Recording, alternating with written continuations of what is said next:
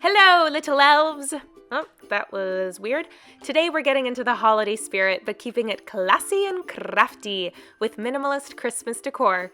But first, please hit that subscribe button. It would really help me out as I get started here on YouTube. So, Minimalist Holiday Decor. I don't know about you, but I usually sprint in the opposite direction when I hear the word DIY, which is why I went the minimalist route. But I wanted to do something outside of my comfort zone, so here we are, at Michael's before 9 a.m. Oh my gosh, there is a certain type of person who goes to Michael's before 9, and I'm grateful to have taken part in all of the side-eye festivities between me and 20 other soccer moms. I stopped at the Home Depot for Christmas lights and a garland that ended up being toxic for cats, so I later returned it and went to Walmart for a nice plastic $5 one. You're just gonna pump up the jams, throw in a nice oversized button down that your grandma let you borrow for this video, do a little twirly twirl action.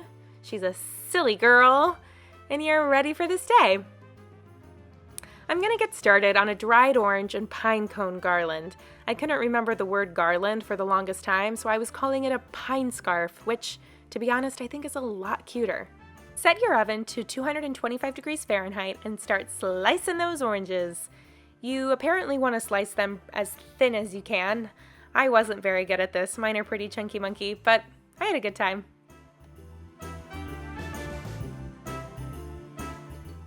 You want to line some baking sheets with parchment paper, and then you are going to have a good time, make some silly faces, and you're going to admire these oranges. You're going to lay the oranges on the baking sheet, pat them dry with a paper towel because this helps with the drying process. Then you're going to stick those babies in the oven, set it for about an hour, and you're good to go. While those started baking, I decided to clean the apartment a little bit because it felt weird to decorate a pigsty. That was an exaggeration, but you know what I mean.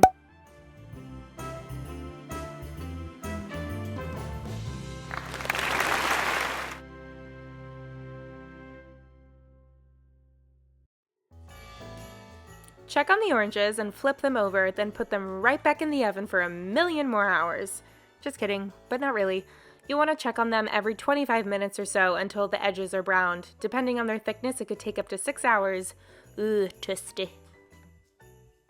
My next project is making a triangle Christmas tree garland stringy thingy. You're going to cut out a bunch of BB triangles. I did this while watching the Great British Baking Show, and it was a fab combo. Highly recommend. Tape a long piece of string to the floor and slide your triangles underneath it in groupings. You're going to tape your triangles to the string, just like so. And then you're going to celebrate your gorgeous piece of art. You are very impressed with yourself. Kindly ask your boyfriend if you can borrow his height to hang this around a door frame.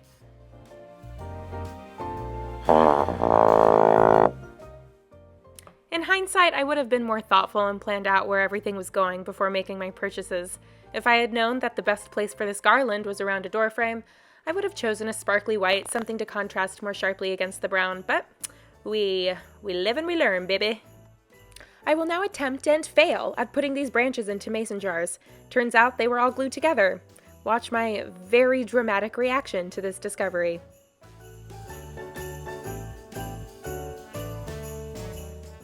I ended up sticking them in the fruit bowl corner. That'll do, pig. That'll do. We're now going to take a little break from DIY projects and again enlist our very tall boyfriend to help us hang up some lights. If your household does not come equipped with an Austin Scott, first off, I'm really so sorry, but a chair and stilettos work just as well. Next, we hung up Milo's new favorite toy, the $5 plastic garland.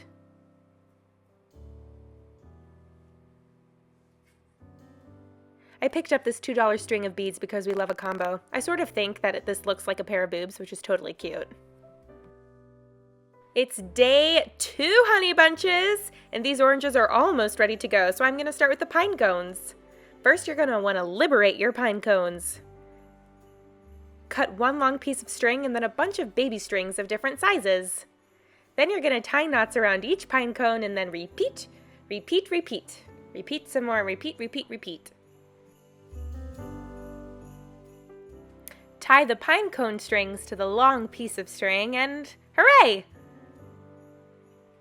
We made it, y'all! It's orange time! You're gonna cut pieces of string and, using a needle, thread it through an orange. You're gonna tie a knot, which you don't see me do, cut off the excess, and there you have it, an ornament.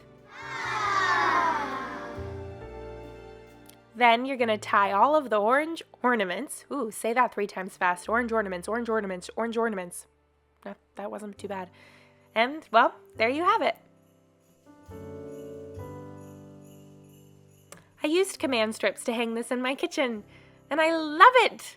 I've got to say, while I'm not jumping for joy at the idea of going to Michael's again, I did have a lot of fun making this.